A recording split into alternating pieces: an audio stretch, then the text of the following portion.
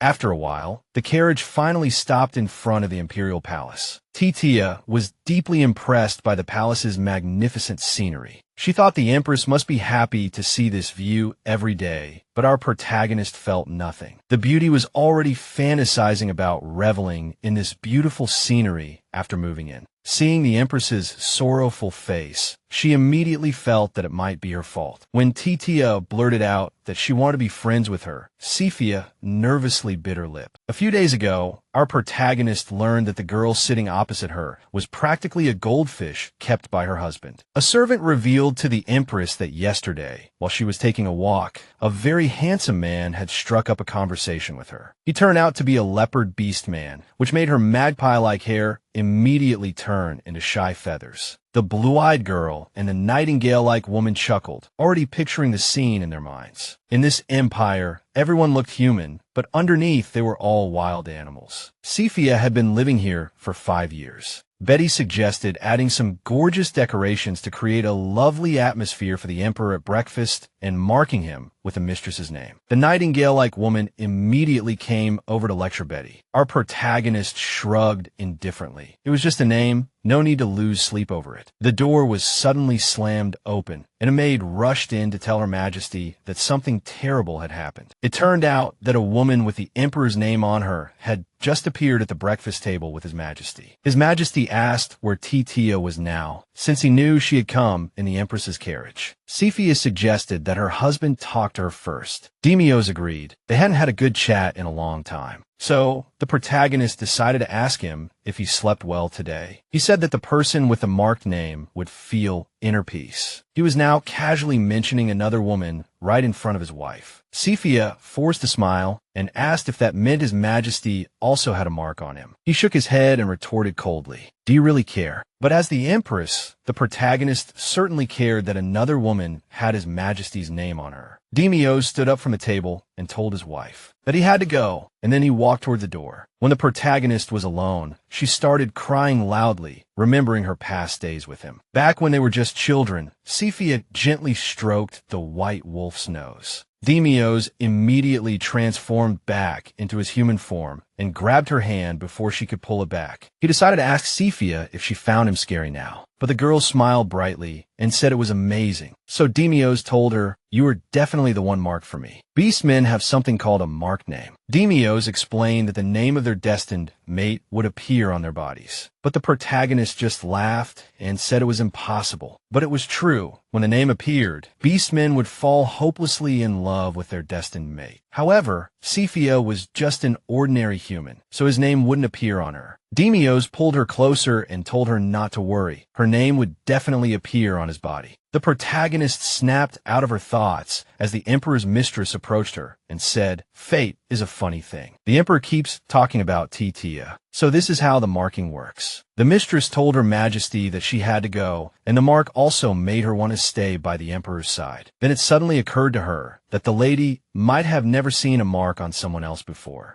The protagonist froze instantly. On Titia's chest, she saw Demios's mark, something she never had. The mistress hadn't expected the mark to appear there either, but she was sure the Emperor would like it. Titia whispered to the Empress, telling her not to worry now. She would warm the Emperor's bed in her place. The mistress strode towards the exit, and the protagonist couldn't believe her ears. Titia stumbled, but the Emperor immediately caught her, telling her to be careful with her precious body. Demios raised his eyebrows. "How did you two end up here?" The girl smiled and replied, "We came together in Her Majesty's carriage." She told her beloved that she wanted to come uninvited and surprise him. The protagonist walked up to the Emperor and asked, "Why did you come back?" hoping he would say something. He was about to answer, but Titia suddenly cut in, claiming that she needed to rest. Demios smiled and gestured for her to come in. They left, leaving the Empress standing there. It was late at night, but Sepia couldn't fall asleep. She put on a cloak and walked towards the garden. Her husband's mistress was clearly giving her the cold shoulder. She had gone through so much to get here, she couldn't lose heart. She had to continue to fulfill her duties as Empress. A gust of wind blew away her cloak. It was freezing cold outside. From somewhere, someone draped a cloak over Her Majesty's shoulders, leaving her both surprised and confused, unsure of what had just happened. The dark-haired stranger looked her over, commenting that she was dressed too lightly for such a cold night. She didn't recognize him, so Sepia blinked in confusion, asking him what he was doing there. He explained that he'd simply gotten a little lost while exploring the imperial palace. The man probably didn't recognize her as the Empress, so he casually asked if she could show him around. She agreed, feeling she owed him one for the cloak. They started walking towards the palace gates. The Empress glanced over, noticing a cluster of scars on his hands. She immediately guessed that he had just returned from a victorious battle against the barbarian tribes. Sepia decided to ask his name. He grinned, saying he thought he had already caught her attention. She blushed, holding up her necklace as a subtle display. The stranger immediately understood the implication that she was married and apologized, introducing himself as Roxanne. Sepia told him to keep going straight, and he would see the palace gates. The man thanked the lady for her help. He could return the cloak the next time they met. She turned away, assuming Roxanne was just a guest at the victory celebration. She had absolutely no idea who the man really was or why he had been watching her so closely. Her maid excitedly questioned where the Empress had been that night. Sepia said she had just gone for a walk, but the maid, seeing the man's cloak, snatched it from her hands. The Empress claimed it was nothing special. The Empress was ready for bed, so she dismissed her maid, but Her Majesty's behavior was unsettling. But Sepia insisted she was fine, wrapping herself in a blanket. The Empress began to think about Roxanne. Dark hair and golden eyes made the man look like a foreigner, completely different from her husband. The Empress decided to return the cloak the next time they met. That morning, the Empress learned from the Emperor that she had apparently pushed Titia, something she absolutely hadn't done. She recalled the incident in the drawing room, then spoke. It was just an accident, but Demios coldly replied that jealousy wouldn't do any good, only cause trouble between them. These words made Sepia smirk. She reiterated that she hadn't pushed Titia. Since the girl wasn't hurt, the Emperor decided to let it go this time. But the Empress insisted on her innocence. Demios told her to control herself, or he would have to launch an investigation. But the Empress didn't understand. Her husband had no proof of any wrongdoing on her part. He was accusing her out of thin air, without any evidence. Sepia abruptly stood up, but Demios said she was overreacting. Titia had no reason to lie to him. She didn't believe it, retorting, "Why would the girl frame the Empress?" He was fed up with this pointless conversation, but the Empress snapped again. "I didn't do it." She turned and left, tossing back "enjoy your breakfast" over her shoulder. As midnight fell, the Empress donned the cloak and headed for the lake. Sepia stared at her reflection in the water, calling out to a younger Demios, "Where did you disappear to?" The young woman jumped when she saw the reflection of someone she had just met. Roxanne smiled, saying, "It seems we meet again." He added, "Only royalty is allowed in here, but let's keep this little secret between us. I was just picking pretty maple leaves and got lost. That's all," he said. "Come with me and see these. These things actually hold a hidden world within them," he said. "Beautiful scenery should be shared with friends," he said. Sepia was caught off guard by the way he addressed her, but Roxanne explained he'd been lonely here since the war and offered to be her friend. Sepia accepted, which was a great honor for the dark-haired man. But if they would be true friends, they needed to reveal their identities. So Sepia asked them to introduce themselves. Roxanne agreed, and just as he was about to say who he was, a woman's voice interrupted him. Titia emerged from the bushes, telling Her Majesty she never thought she'd see her here. Now Roxanne knew his new friend's identity. The Emperor's mistress said she was just touring the palace grounds and happened to come here. The lake was so beautiful that she wanted to plant camellias here in the winter and cherry blossom trees in the spring. But Sepia retorted that that was impossible. This was the backyard of the Empress's palace, a place only royalty could set foot in. Titia replied, shocked that she hadn't even known about that rule. The beauty asked if that meant the man was royalty as well. Roxanne bowed, saying he was merely a close confidant of Her Majesty, the Empress. Titia then asked why they were together, and he said they were just taking a stroll. The Emperor's mistress wanted to join them, but Roxanne politely declined, explaining that she wasn't his friend. Titia clapped her hands, declaring she finally understood their relationship. She thought the Empress also had a lover. Titia told them not to worry about the rumors. She wasn't stupid enough to spread them herself. But Sepia sharply retorted that he wasn't a lover, and the girl's feigned shock was rude. Titia asked if it was true. The girl was feigning innocence while secretly harboring hostility. Roxanne told Titia that if she were a mistress herself, she'd probably assume everyone else was too. The protagonist was stunned by her audacity. Titia apologized and quickly left the group. Sepia asked her friend in surprise where he'd heard about the Emperor having a mistress. It turned out the entire capital was already gossiping about it. The blonde warned her friend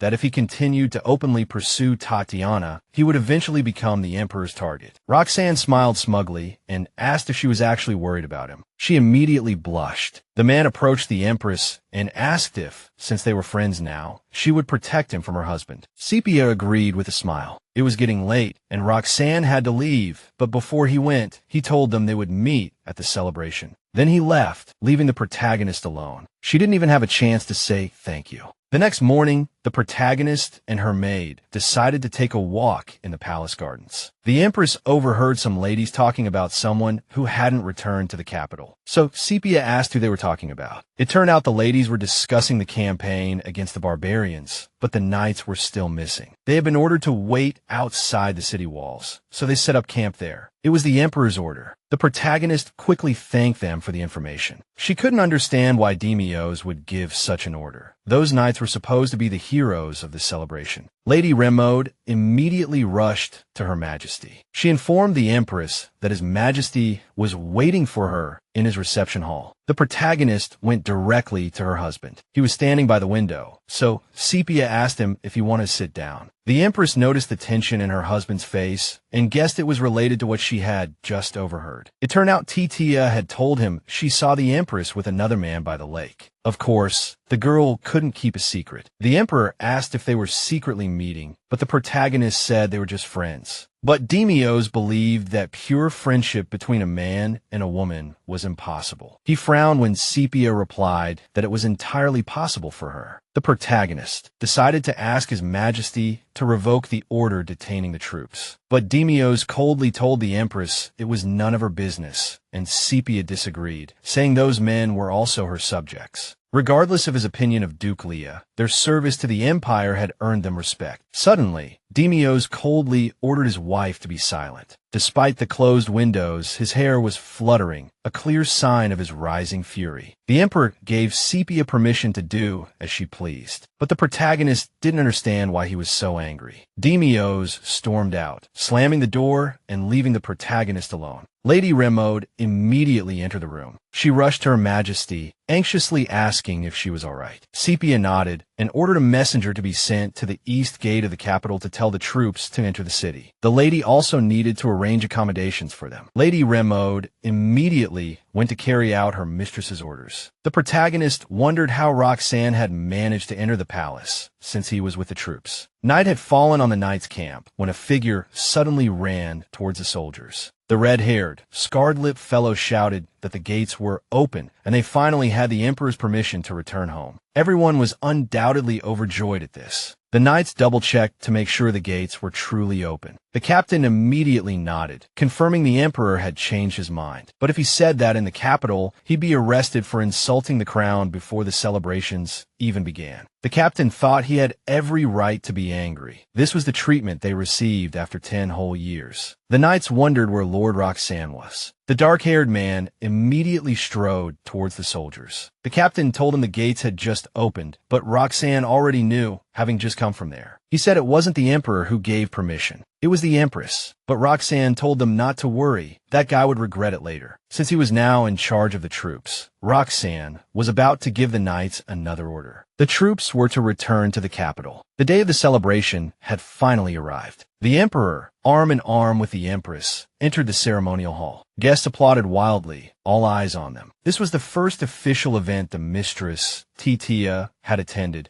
so everyone was speculating about just how bad the royal relationship was. Moreover, Sepia had assumed Demios would give Titus some special treatment, but the girl was sitting in a seat reserved only for royalty. Sepia told herself she couldn't lose her composure in front of so many people. She had to stay calm, right? Then, they announced the arrival of the celebration's main protagonist, the commander of the subjugation forces, Duke Claude Leffer. Sepia froze the moment she saw him. Roxanne walked into the hall, a gentle smile on his face. He knelt on one knee before the Empress, and it dawned on her that he had been hiding his title all along. Roxanne looked up, grinning at the Empress, and announced Claude Leffer's victorious return after crushing the barbarians. The search for magic veins was still ongoing. So far, 6 veins had been discovered on the barbarian border, and the knights continued to push into uncharted territory. Finding one vein was worth a fortune, and they had already found 6. It was truly impressive. The Emperor exhaled sharply, then, through gritted teeth, praised the Duke's work. Well done. The guy deserved it. So the Emperor asked him what reward he desired. Perhaps he wanted control of the barbarian lands, or the gold mines in the west. But Duke Claude Leffer said he only wanted the Empress's blessing. Sepia raised an eyebrow at the request. Demios smirked. That kind of blessing usually comes from the high priest, not the goddess herself, he said. But Roxanne wanted the blessing of the Star of Ishtar. The one who unites with the Star of Ishtar can rebuild the Orc Empire from ashes. The priests had marked Sepia as the Star of Ishtar, which was why Demios had proposed to her. Now Roxanne was requesting her blessing. She had never given a blessing before, but this time, for Roxanne, she was willing to make an exception. She could do it. The Empress placed a hand on Duke Leffer's shoulder and gave her blessing. She decided to give him some words of encouragement, telling him to find his place in life and escape his loneliness. Sepia caught the flash of surprise on Roxanne's face. He kissed her hand and wished for the Orc Empire to prosper. As soon as the music started, Sepia felt a rush of heat through her gloves. His and Her Majesty had to open the ball with the first dance. Demios approached with a sly smile. "Is she here?" he asked. Sepia was confused, so the Emperor clarified that he was referring to her lover. Sepia retorted that she didn't have a lover, but the Emperor told her to stay away from Duke Leffer. When Sepia questioned why, he immediately frowned. Demios had no right to interfere in her affairs now. She pulled her hand free and announced she was leaving. Titia approached the couple, asking if something was wrong, Your Majesty. But the Emperor assured her everything was fine and urged his beloved to join him. Her cheeks flushed, and she shyly nodded at her sweetheart's proposal. Sepia guessed Titia might have feelings for the Emperor. She was the only one who could make him smile all evening. High society ladies flocked to Miss Titus, begging for an introduction. Sepia noticed everyone was falling over themselves to curry favor with the king's mistress. Titus's parents immediately rushed toward her.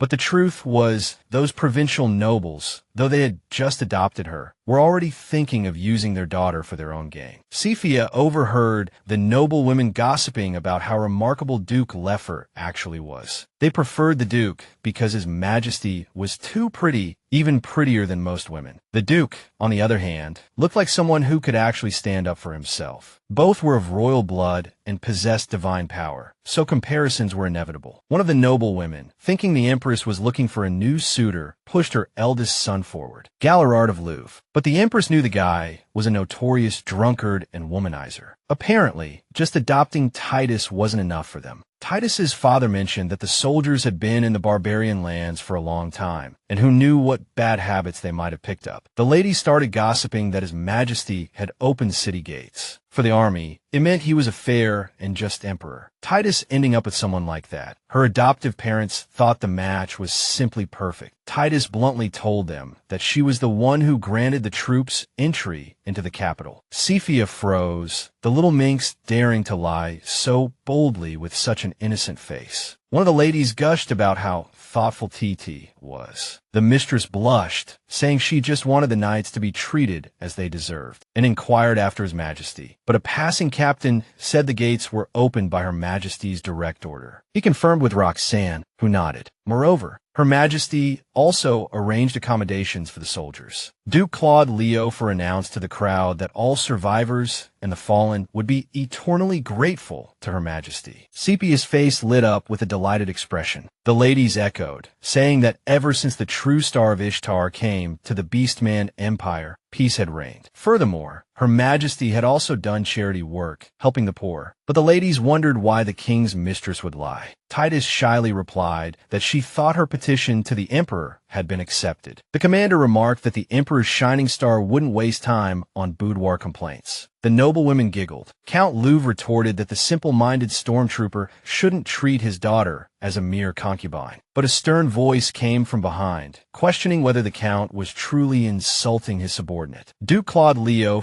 guessed the man hadn't realized the consequences. When he saw the commander, the count's ears perked up, a clear sign of his embarrassment. Titus's father immediately apologized to the Duke, saying he'd spoken in the heat of the moment. The Countess pulled her husband aside. Following this, Titus walked up to the Duke and sighed, saying her father had truly gone too far this time. So, she proposed inviting him to a dance as compensation. But the Duke shook his head. "My first dance is reserved for our benefactor, Her Majesty." He slowly walked toward Sepia and asked, "Mind if I cut in?" Of course. The Empress agreed. He wondered if she was upset about him hiding his identity, but Sepia reminded him she'd done the same. The Duke confessed that Roxanne was his true name, given by his mother, so he requested the Empress call him that. "We're still friends, right?" Meanwhile, the Emperor watched them, his brow furrowed and fists clenched. Late at night, the two men met in a deserted hallway. Demios grinned, telling Roxanne he was finally back. But it didn't matter. He couldn't change anything, not even speak his mind. He would keep losing everything.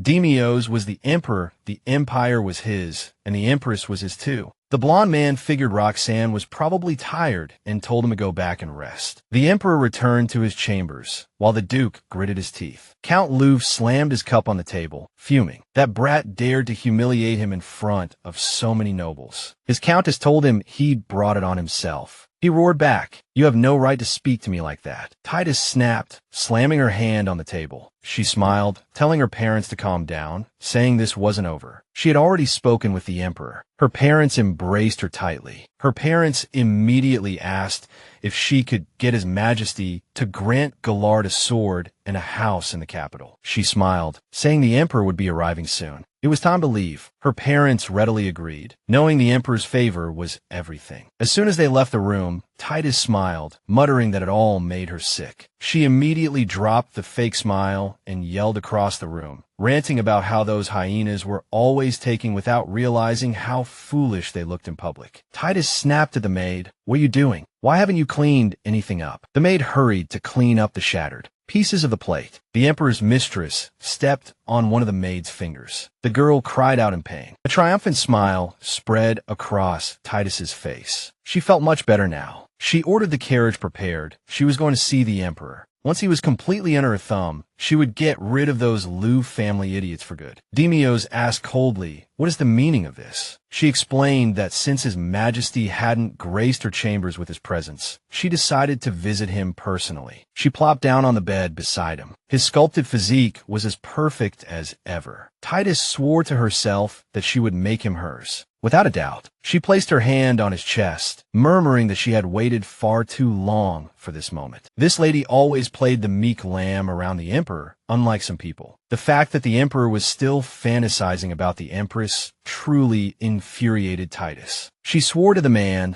that she would be his lamb for life. Demios had a soft spot for helpless women, the kind who couldn't live without him, and Titus knew it. The emperor immediately grabbed his mistress. If becoming that kind of woman was the price to have him, Titus wouldn't refuse. She was about to make Demios abandon the empress forever. The third day of the celebration arrived. Despite having much to do, the empress appeared. She wanted to stay a little longer before leaving. Roxanne wasn't there. Her eyes widened. The empress, just realizing what she had been thinking, blushed. At that moment, a strange man quietly approached and extended his hand, inviting her to dance. But another fellow cut in, claiming she should dance with him. Then a third man came over and told the empress he was the earl's youngest son, so his title was too high to dance with her. Sepia didn't understand why everyone was suddenly acting so strange. The ladies behind her whispered that the rumors were apparently true. They said that different men visited the Empress's chambers every night. Hearing this, the protagonist froze. Titus was among those ladies. A gentle smile played on her lips. This morning, as the Emperor's mistress was preparing for the festivities, her maids noticed her poor complexion. Titus told them that the Empress invited different men to her chambers every night. She was very worried that the Emperor would be upset if he found out. The maids were greatly shocked. Noticing their reaction, Titus whispered that it was a secret. The Emperor's mistress pleaded with her personal maids not to tell anyone. At this moment, Titus asked the ladies if they had any proof of these rumors. Don't spread rumors without evidence. If the Empress hears about this, she'll surely be displeased. The ladies hurriedly replied, "We never even thought of that." But Titus added, "If the rumors are true, then perhaps it's a good thing. I'm truly worried that Her Majesty might feel lonely after suddenly arriving at the palace." Suddenly, a maid collapsed beside the protagonist. It turned out a drunk man had pushed her because she wouldn't let him pass. The protagonist rushed to her personal maid's side, asking in a panic, "Are you all right?" The man yelled at the maid, "Don't just stand there in the middle of the road like a statue." Sepia immediately smelled alcohol. The Empress turned to the nobleman and sharply asked, "Did you just push that girl?" He replied that he messed up and introduced himself as Gallard Louv, Titus's brother. He'd heard that different men snuck into the Empress's chambers every night. If Her Majesty invited him just once, he believed he would never be replaced. Sepia coldly retorted, "I will never forget today's insult." She turned to leave, but Gallard grabbed her hand and pleaded, "Don't go." But before he could utter another word, another hand yanked him back. It was Duke Leifer who had grabbed him. Roxanne called the nobleman a complete and utter brute and yanked Gallard's arm hard, making him scream. Then the Duke let go of him and told him to get lost. The Empress was surprised by Roxanne's sudden appearance. The Duke hurried over to check if she was all right. The protagonist nodded. Roxanne mentioned the strange rumors, but Sepia said that if she handled it properly, everything would die down soon. Right now, these rumors were attracting troublemakers like him. The Duke pulled the Empress closer, asking her to use him. He was determined to become her lover, or at least appear to be. If Roxanne stayed by her side, no one would dare bother Her Majesty again. The protagonist met his gaze. She nodded, accepting her friend's plan. Roxanne extended a hand to Sepia and said, "Come." It had been years since the Empress had heard her own name. People either called her Your Majesty or Empress. Our protagonists walked into the night. The moonlit garden was the perfect place for secret lovers, but Sepia wasn't sure if this was really appropriate. Roxanne asked her what she was thinking, and the protagonist replied that she was just wondering if he had a girlfriend. The man told her not to worry. He had someone special once, and he still loved her, but they broke up due to circumstances beyond their control. Now, too much time had passed to go looking for her. Sepia was sure that Roxanne's girlfriend must still be waiting for him. Suddenly, they heard voices. Hearing the sound of a kiss, the protagonist immediately blushed. The Duke, noticing the Empress's flustered and embarrassed expression, gave a gentle smile. He immediately pulled her close. The man explained that this place was a perfect spot for manufacturing rumors. Roxanne started to lean in closer, telling Sepia with a smug grin that they couldn't fall behind either. Then he had them hold that pose for a moment, but it was too close. Just then, the couple stumbled out of the bushes, completely stunned to see Her Majesty with another man. Now Sepia understood. Roxanne had planned this on purpose. The man stepped back and asked if she was cold. The protagonist said she was fine, even though she had absolutely no idea what he was thinking. She wondered just how deep this game really went. They returned to the ballroom. Now the nobles were all convinced that Duke Claude was definitely Her Majesty's lover. Roxanne had executed his strategy perfectly, but Sepia felt a little uneasy. The Empress suggested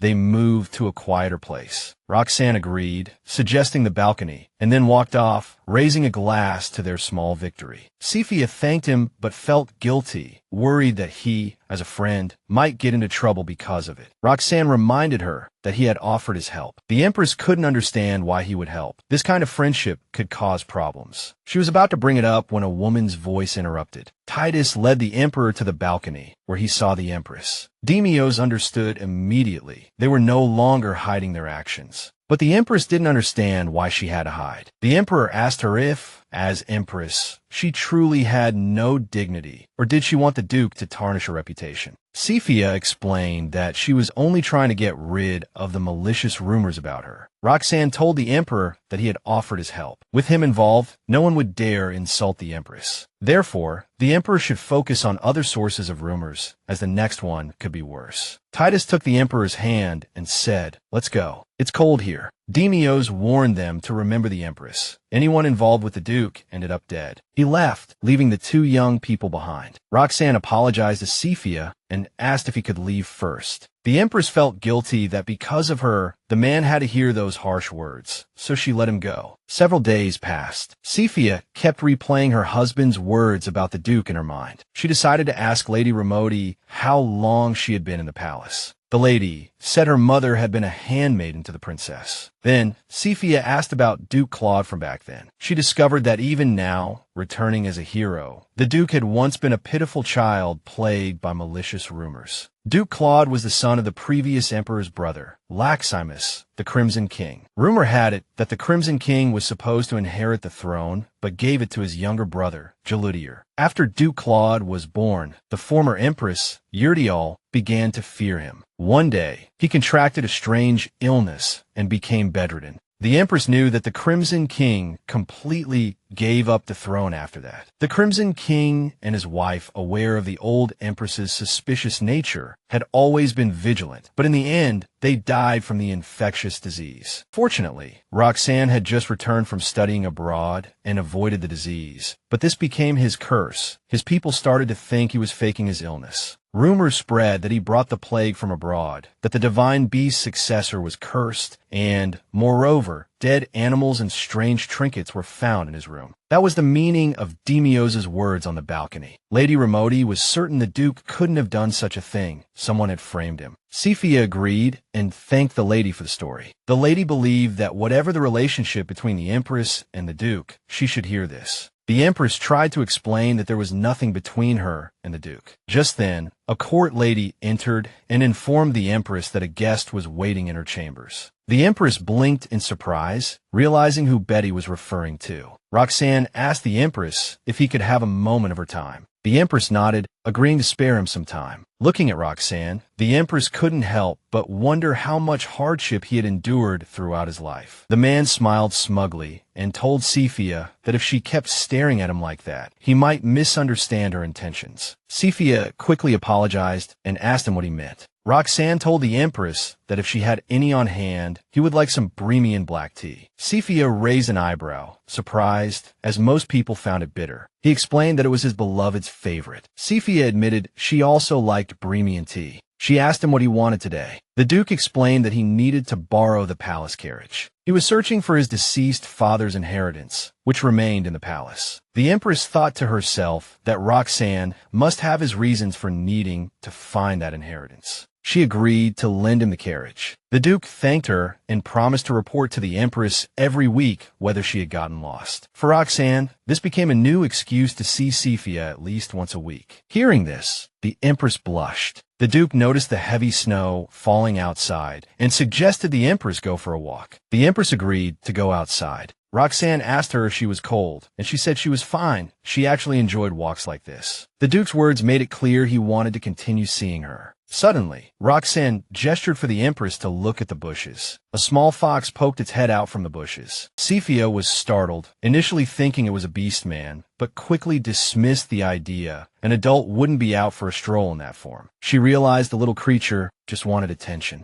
The Empress guessed that the little creature must have belonged to someone, but had gotten lost. Roxanne nodded. The little thing was clearly used to human touch. He crouched down, wanted to pet it, but the fox immediately started growling. The Duke understood. The little creature wasn't friendly with just anyone, and Sepia was probably the exception. Roxanne thought to himself that the little creature saw him as a rival. Sepia smiled and went back to petting the fox, while the Duke remarked that she clearly preferred the fox to him. The Empress told him not to be silly. As soon as Roxanne took a step, the fox growled even louder. Then, the small beast darted into the bushes. The Duke extended his hand to Sepia, saying that he hadn't meant it that way, but his rival had decided to clear the path for him. The Empress noticed he seemed pleased. Roxanne asked Sepia if she knew that even friends could feel jealousy. He wanted to be Her Majesty's favorite. The Empress's face flushed again. A while later, at the Critio family estate, General Jasper Critio closed his book as his younger brother cheered. He had transformed back into a human. The man watched, but still made Eaton Sill put on some clothes. He tossed the white shirt to the younger man, saying, "I understand your excitement, but this has been going on for hours. Some people can transform from birth, but Eaton Sill had to wait until he was 20. He's been that damned fox his whole life, but you still wouldn't listen." Jasper grabbed his collar, his voice sharp. "Are you going to start with that Empress nonsense again?" He nodded. "She's the one who gave me this power when she placed her hand on me." His brother sighed. "Do you really think that matters?" Eaton Sill insisted. "No way. She's the star of Ishtar. Fate brought us together, man." He suddenly asked Jasper, "Hey, do I look handsome enough to catch Her Majesty's eye?" The general rolled his eyes. "Don't make me laugh. Sepia already has an emperor and a duke." Eaton Sill pondered. "What if her name appears on me? Even the emperor's mistress has a title." Jasper reminded him, "She's just a commoner. She doesn't have a name mark." But the younger man was already completely smitten. "It doesn't matter. I'll defeat that guy for her." He told his brother, "I have a request. When you go to the palace, take me with you. Let her see my human form." The Empress was playing chess with Roxanne. The Duke was concentrating on his next move. Sepia smiled and checkmated him. The Duke lost, but unexpectedly requested a handicap for their next game, catching the Empress off guard. Roxanne kept finding excuses to see her, using the borrowed cards as a pretext. The Empress wondered how many more times he planned to do this. She figured that once the Duke found his father's inheritance, he would likely return to his estate immediately. But Sepia worried about whether her friend would be able to settle down there, as the people of the Lyre Forest still blamed him for the disease outbreak. She wanted to confess that she knew the truth about the Lyre Forest incident. The Duke was about to say something when a knock interrupted him. Lady Remoti poked her head in, informing Her Majesty of the Emperor's arrival. The Empress, startled by the sudden visit, asked that her husband wait a moment. However, Demios suddenly appeared at the doorway. The servants would never normally let him see such a scene. They said it was to quell rumors among the other servants. But now the Emperor realized that wasn't entirely the case. Sepia explained that they were just playing a game of chess. The Emperor found the Empress's words amusing. He didn't really believe that the two had no other plans after their chess game. The Empress decided to ask the Emperor why he had come to her chambers, but Demios shrugged, saying he just wanted to see his wife. Sepia apologized to Roxanne and asked him to return home for the day. The Duke didn't argue and stood up immediately. He walked towards the exit under the Emperor's sharp gaze. The Empress told her friend that they would see each other again. Once they were alone, the Emperor glanced at her and asked, "Was it really necessary for you to see the Duke today?" But Sepia had her reasons for seeing him. But her excuses were all nonsense. The Empress leaned closer and asked her husband, "Aren't you going to TD's after this?" Their relationship had become strained ever since His Majesty had taken a mistress. But now she suddenly missed her husband. Demios raised an eyebrow and asked, "Why the Duke of all people?" But Sepia waved her hand, saying it didn't matter now. She still didn't understand why he disliked Roxanne so much. The Empress didn't believe the unsubstantiated claims. The Emperor exclaimed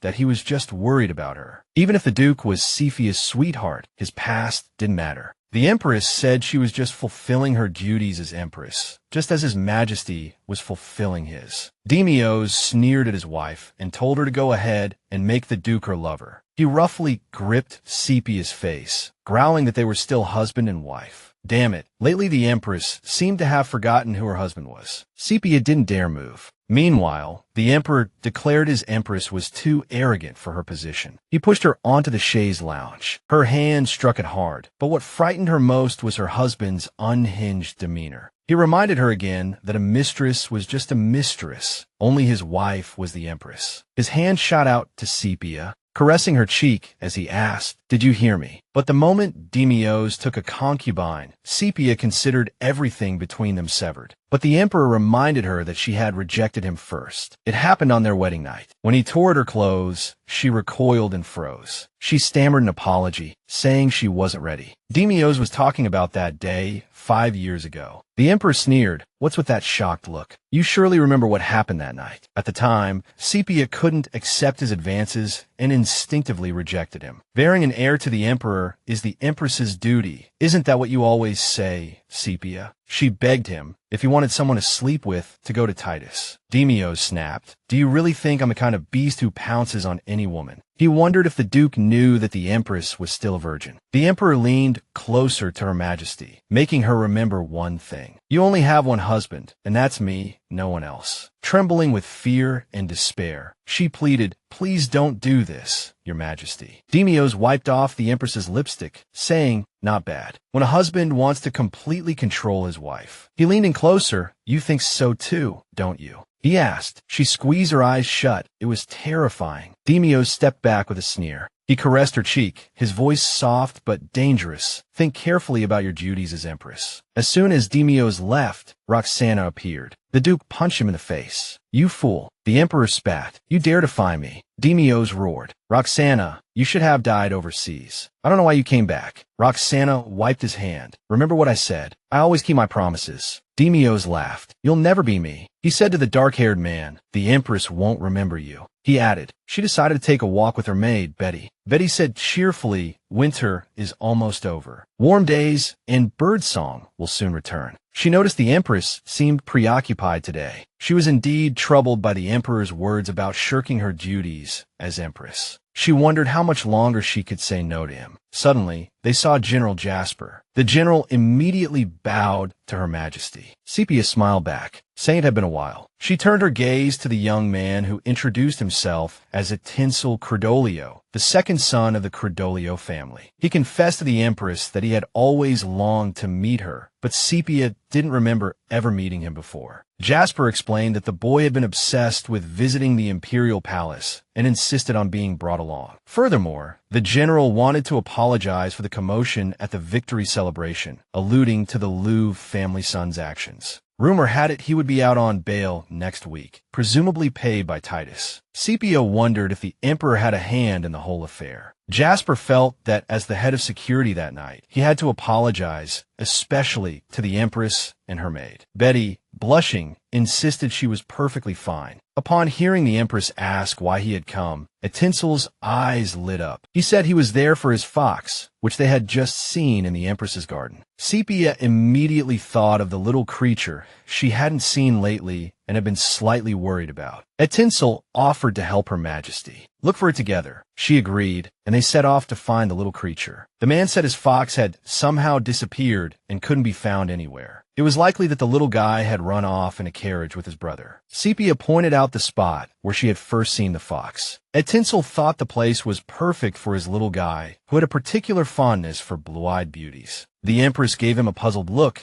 but he urged Her Majesty to continue searching. Soon, they came to a frozen bridge. The surface was icy, slippery, and dangerous. Atinsel extended his hand, asking Her Majesty if she would like his assistance. Demios's touch, and that of any other man, disgusted Her Majesty, but somehow Atinsel was different. Atinsel extended his hand again. She hesitated, then reached out, her hand lightly brushing the man's palm. He felt the Empress's ice-cold hand and immediately asked if she was all right. Sepia nodded, but a pang of anxiety gripped her heart. The path beneath her feet was slippery as ice. The Empress couldn't hold onto his hand. She decided to be careful, but as soon as she took a step, her foot slipped. Ethan Zell's heart leaped into his throat as Her Majesty fell backward, unable to steady herself, but she didn't fall to the ground. The Empress realized someone had caught her mid-fall. She turned and saw Roxanne, who snapped, I told you to be careful on the ice. At those words, the Empress froze, memories of the past flooding back. One day, she was following Demios, who kept telling her to slow down, but in an instant, she lost her footing and fell. The boy caught her and warned, be careful on the ice. Back in the present, the Empress locked eyes with Roxanne, his gaze filled with pained concern. Tears streamed down her cheeks. The Empress's memories were so vivid, yet the person standing before her was completely different. The man anxiously asked if the Empress was all right. Sepia nodded, knowing full well that anyone would easily offer a word of caution on an icy path. On the icy path, Roxanne raised an eyebrow, curious as to why the boy from the Cordolio family was at the Imperial Palace. The fellow explained they were merely fox hunting. Ethan Zell frowned at the Duke, displeased by his sudden appearance. The dark-haired man grinned, retorting, "You know, we don't need a reason to show up, but this kid might be too young to understand that." Ethan Zell crossed his arms and grumbled, "Don't treat me like a child." The Empress apologized to the young man and got back to the point. She explained that she had arranged this meeting before the fox hunt began. The fellow shrugged, murmuring, "We'll meet again soon." As soon as the boy left, the Empress turned to Roxanne.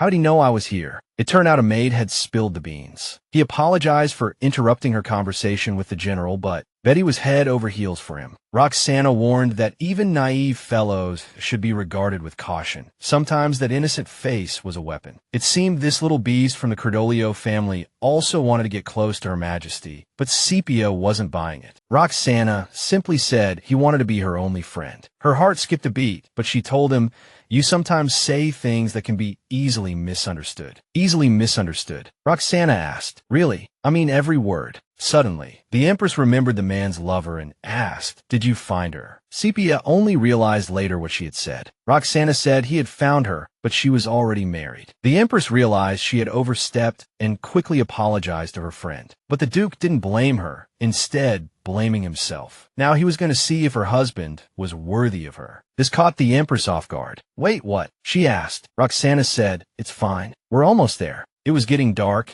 and he planned to show her the map next time, so the Empress should head back. The Duke kissed her hand and bid her good night. The Empress also bid the man good night. Titia thanked the Emperor for bringing her to such a beautiful place. Now she had a good enough reason to see him. She was grateful to have this man by her side now, bearing his name. Demios immediately clung to the name emblazoned on his lover's chest. It was clear his relationship with the Empress had deteriorated. It was she who had come here, not Her Majesty. Who would have thought the snow would look so beautiful to Titia? She remembered making deals almost every day in the past. On one such day, she overheard that the new Empress had opened an orphanage for the poor. While they struggled in the mud for a crust of bread, the Empress enjoyed luxury in her palace. Titia hated that despicable hypocrite. Now, she would take everything that once belonged to the Empress. She started thanking His Majesty again, and the man replied that she wasn't like the others at all. Titia pleaded with him not to hate the Empress too much, lest it ruin their relationship and trigger something terrible. The lover confessed she was afraid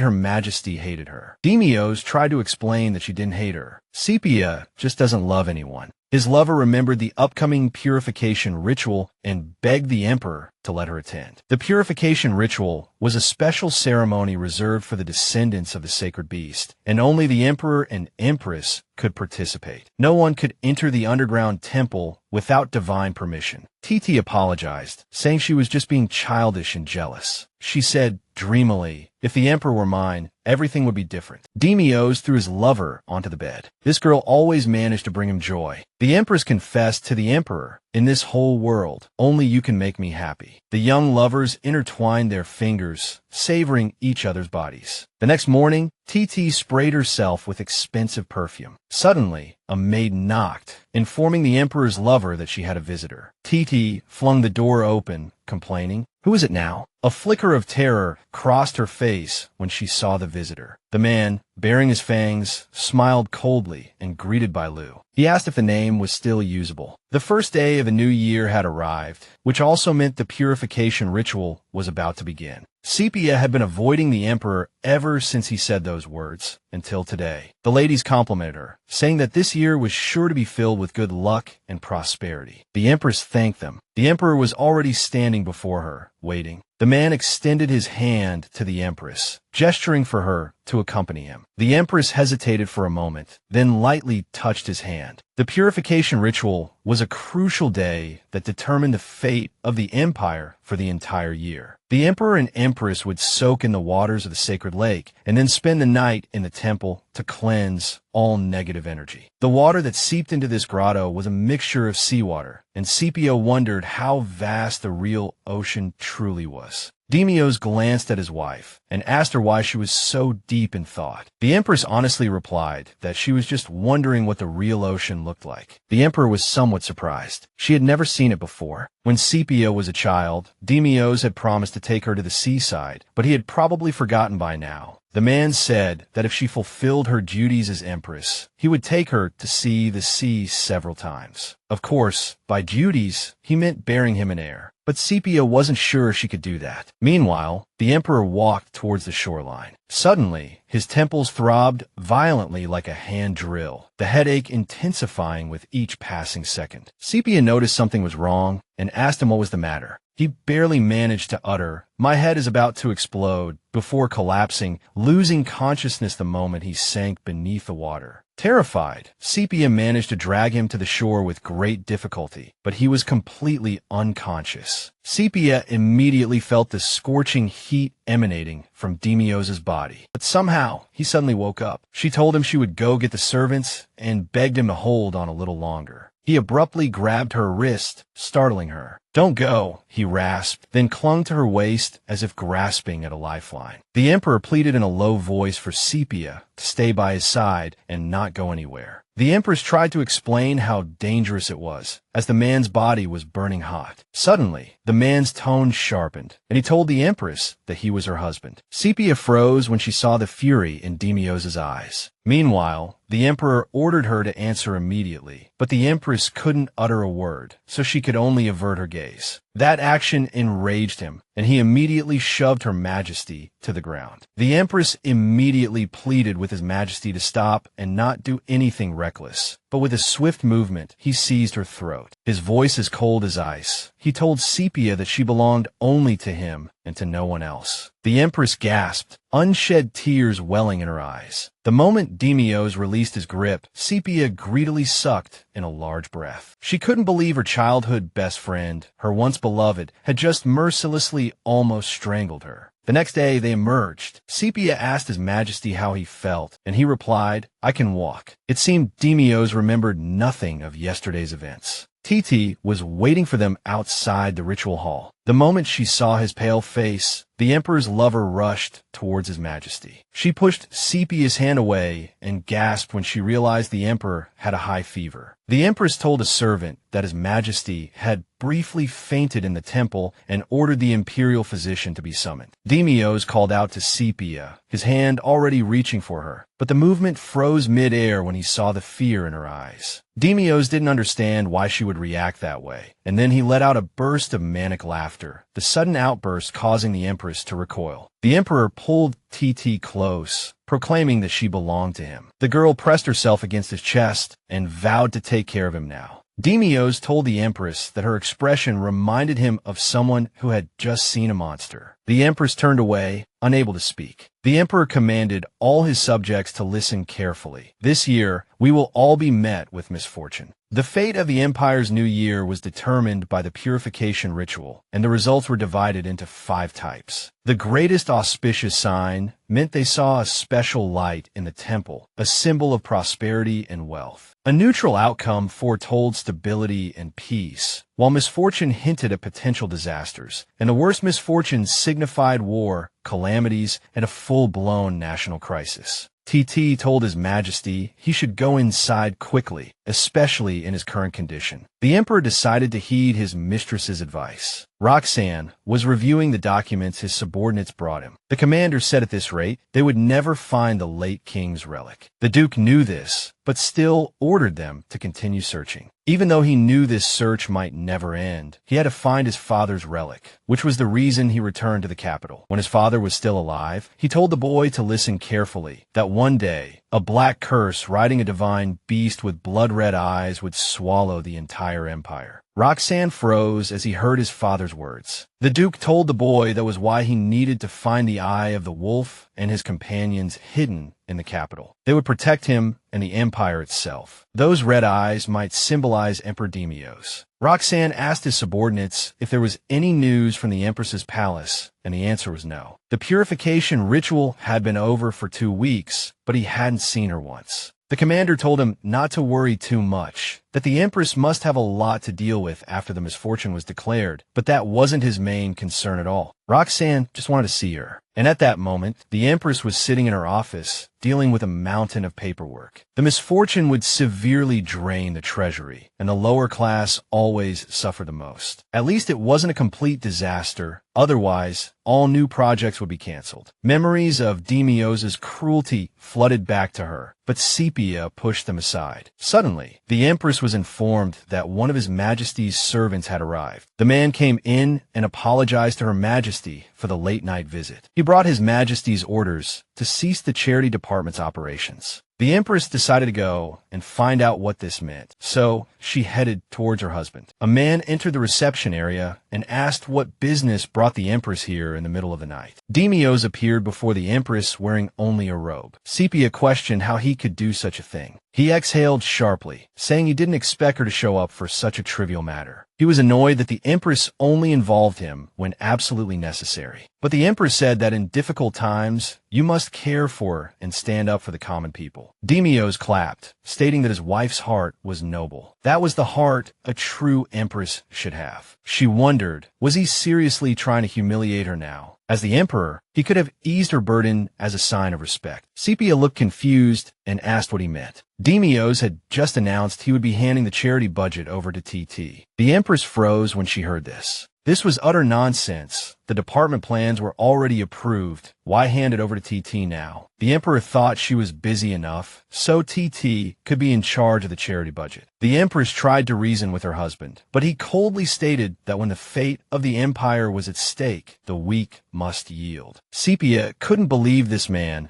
was justifying sacrificing the people. Now, the money that could have saved countless lives would be wasted on his mistress's luxuries. Demios wasn't going to interfere with the charity work itself, so he left that part to Sepia. The Empress knew he was dissatisfied with her, but protecting the people was their shared responsibility. But the man claimed it was she who looked down on him. Sepia decided to make a promise to her husband. As Empress, she promised the budget for TT would be allocated before spring. Therefore, she requested the cancellation of the order to transfer the current budget to TT. Sepia promised to do her best to provide an amount that would satisfy TT. The Emperor roughly grabbed the Empress's waist. He told his wife that if she wanted to get what she craved, she'd better start doing her part first. If Sepia was ready to make a deal, she could come directly to his bedroom. The man could tell from the Empress's reaction that he wouldn't be getting her consent today. But next time, if the Empress showed up at his door late at night, he would take it as a sign that she was ready to negotiate. If Sepia fulfilled her obligations, she would be able to truly save those pitiful people. But this was horrible. The Empress was completely lost in her thoughts and didn't even notice someone approaching. He gently wiped away her tears, a hint of sadness on Roxanne's face. When Sepia realized who was standing before her, she was startled. The Empress quickly apologized to her friend, explaining that she hadn't noticed him earlier because she was lost in thought. But the dark-haired man reassured the Empress that it was all right. She could cry in front of him. Hearing this, the Empress could no longer hold back her pent-up tears. She hugged the Duke tightly and began to sob. Roxanne led Sepia to his quarters and poured her some jasmine tea to help her relax. It was incredibly embarrassing for Sepia to break down and appear weak in front of Roxanne. The dark-haired man apologized for the small size of the room, but the Empress found it quite comfortable. The room was clean, tidy, and organized, just like Roxanne himself. So, perhaps that was why it felt so warm and peaceful. She glanced at her friend, a warm smile gracing his face. He encouraged Sepia to talk about what was troubling her, big or small. The Empress wanted to open up, but she didn't want to burden him with all her problems. So she simply said that perhaps the winter was making her feel down. Sepia knew she should say she was fine now and send him home. But somehow, the thought of leaving felt wrong. Roxanne suddenly suggested they play a little game, taking turns sharing secrets. Sepia and Demios used to play this game when they were children, and it was probably popular in the Beastman Kingdom. Roxanne went first, sharing how he had once lost part of his memory and missed the chance to be with his beloved. The Empress asked if he was feeling better now. He nodded, but it had taken too long to recover his memories. Now, the Duke could only wallow in guilt towards the one he loved. Now, it was the Empress's turn. She said that lately, the people she considered closest to her actually frightened her more than strangers. Roxanne thanked Sepia for finally opening up to him, but the Empress felt that she was the one who should be grateful. A week later, the Empress's carriage stopped at the entrance of the building. As she stepped out, the Empress saw a familiar face. Viscount Elon, the manager of the Leverage Orphanage, greeted Her Majesty with a bright smile. All 8 district managers were already there. They were all waiting for her inside, each firmly believing their district was most in need of financial aid. Some districts had more poor people, others had more sick. Viscount Elon slammed his fist on the table and ordered everyone to be quiet and let the Empress speak. The Empress explained that, to her, no district was more or less important. She asked how much supplies they had left. Elon told her they had enough for 2 weeks if they rationed. The situation was worse than Sepia had anticipated. She ordered that the orphanage's supply remain untouched and food rations be cut everywhere else. The Empress knew that seeing Demios was the only way to resolve everything. Sepia had hesitated countless times, but not anymore. She had to choose a side. She told everyone not to panic, that her plan was already underway. Just then, a strange sound cut through the air. Everyone rushed outside to figure out what was going on. Carriages loaded with crates of food pulled up beside them. Instantly, the Empress turned to the Viscount in confusion, asking, "Did you do this?" He shook his head. The Empress had absolutely no idea what was happening. Then, she saw Roxanne's men. Sepia was even more confused. Why were the Duke's men here with crates? Just then, Roxanne himself stepped down from a carriage. The Empress's eyes widened. Where did he come from? He stopped before Her Majesty, a warm smile on his face. The Empress stared at Roxanne, asking, "Why are you here?" He chuckled and said, "Rent, Your Majesty. You gave the West Palace to my knights." He reminded her, loud and clear, that she had given the palace to his knights. The red-haired commander shouted that they weren't the type to freeload. Roxanne walked up to the Empress and said they needed to talk privately as benefactor and head of the charity department. Sepia led the man to the warehouse. She asked him to explain the pile of supplies outside, and the man said it was simply a donation from a nobleman. The Duke reminded the Empress that she had received help from other nobles before. Accepting donations was routine, but the Empress tried to explain to the man that if he decided to help her, it could trigger a conflict with the Emperor. Roxanne replied that there was no turning back between him and the Emperor. He couldn't reveal all the details, but the Emperor had reasons for not being able to kick him out of the capital. The Duke stepped closer to the Empress, touching the hair by her face, commenting that it had frost on it. This was because Sepia had been standing in the snow for a while. The Empress's heart began to race. Roxanne told Her Majesty he had something for her, his hand reaching into the inner pocket of his jacket. It was his donation, a huge sum, enough to fund 3 years of charity work. Roxanne explained that the donation also included contributions from his knights. If the Empress refused them, the men would be very disappointed. So, the Duke asked that they not refuse the money. Whenever Sepia was on the verge of collapsing, Roxanne would appear like a true friend, supporting her. The dark-haired woman felt indebted to him, thinking he might make a request. The Empress nodded, but when the man told her to value herself, she froze. If it meant using him, she could do so without hesitation or shame. Sepia smiled, asking if they could do more. The Emperor was in the council chamber, listening to another report. The advisors noticed His Majesty was in a foul mood. Duke Claude had just made a large donation and then formally announced he would be devoting himself to charity work alongside the Empress. Furthermore, inspired by his example, the nobles began to join in, no longer afraid of the Emperor's displeasure. Rumors spread that the Emperor had diverted the entire charity budget to his mistress. Now people were whispering, condemning his actions. A woman informed His Majesty that this year's budget discussion could end there. The cup in Demios' hand suddenly cracked, the shards cutting his hand. He announced the end of the meeting to everyone in the council chamber in a frigid tone. As soon as Demios left the hall, an excited TT rushed towards him, seeing her beloved's injured hand. The Empress stepped forward to greet His Majesty. Demios sneered, asking if she was satisfied now. But she had started the blackmailing. The Emperor told his wife that trying to save the charity department by trampling on TT's dignity was shameful. But Sepia calmly stated that the rumors weren't her doing. Many people in the palace disliked His Majesty's Mistress, and Sepia herself was too busy to spread gossip. The Emperor didn't respond to the Empress's words, so she said she had to leave. Demios watched her go. The children ran to the Empress, and she was like a beautiful goddess emanating a floral fragrance. Would you like to try these delicious cookies? Sepia was glad the children weren't starving. This was what made the Empress happiest, and it was all thanks to Roxanne. The Empress looked at the man who gestured for her to step aside and speak with him. The Empress thanked him again for his help. Roxanne had helped her as a friend, and now Sepia almost couldn't fathom how to repay his generosity. The Duke suddenly stopped, asking Sepia if she truly believed he was helping her merely as a friend. He touched her hand, telling her that no man in the world would help a woman without ulterior motives. Roxanne kissed her hand, confessing that he wanted to be everything to her. The Empress might have always understood his feelings. She also clearly knew her own feelings, but no matter how much the Empress wanted to, she couldn't accept his affection. Roxanne's gaze immediately turned sorrowful. The Empress had to uphold her values, to be the perfect Empress and the mother of the Empire. Outside of these roles, she was worthless. Roxanne said he would wait for her, not as the Empress, but as Sepia. The Empress thought that perhaps he could read her mind. Regardless, Sepia would remain in Roxanne's heart, as that was his wish. He only hoped that the woman he loved wouldn't push him away after this confession. Betty entered the Empress's chambers, reporting that she hadn't eaten much for days. Working nonstop was hard, but Sepia had her reasons for not stopping, because whenever she did, Roxanne's words would quietly creep into her mind. A maid entered the office, informing Her Majesty that Baroness Savannah had arrived. A look of surprise flashed across the Empress's face. She was shown into the reception room. Upon entering, the Baroness greeted her, saying it had been a while since they last saw each other. Baroness Savannah